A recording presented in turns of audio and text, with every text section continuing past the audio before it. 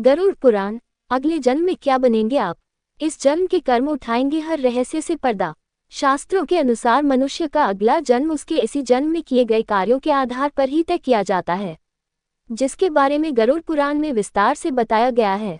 धार्मिक ग्रंथ गरुड़ पुराण में बताया गया है कि मनुष्य धरती पर जो कर्म करता है उसी के आधार पर उसको फल मिलता है, यानी हमारे किए गए कर्मों का फल हमें अगले जन्म में भुगतना पड़ता है। गरुड़ पुराण में मनुष्य के कर्मों का लेखा जोखा बताया गया है। आमतौर पर हिंदू धर्म में गरुड़ पुराण किसी व्यक्ति की मृत्यु के बाद पढ़ा जाता है, ताकि घर में मौजूद आत्मा को मोह त्याग कर वहां से जाने में आसानी हो। गरुड़ पुराण में व्यक्ति को अच्छे व बुरे कर्मों का उल्लेख किया गया है, जिसमें बताया गया है कि कर्मों से कैसे स्वर्ग व नरक में जगह मिलती है।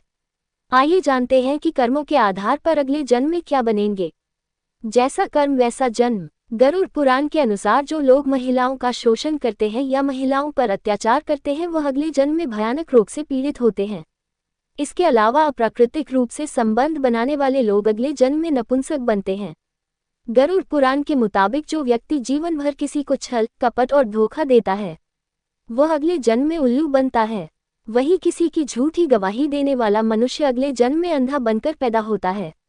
जो व्यक्ति लूटपाट, जानवरों का सताना और शिकार करके अपने परिवार का पालन पोषण करता है उसे अगले जन्म में किसी कसाई के हाथों मृत्यु प्राप्त होती है, यानी वह जानवर का जन्म लेता है।